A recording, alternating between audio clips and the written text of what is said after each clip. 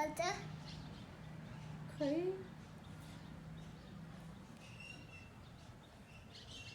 गौतम बुद्धले होला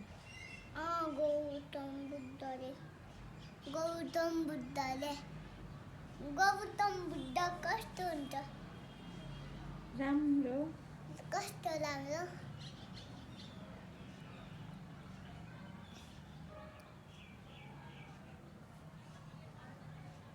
देखेकी छौ गौतम बुद्धलाई हाम्रो अस्ति पढ्ने तर थियो कि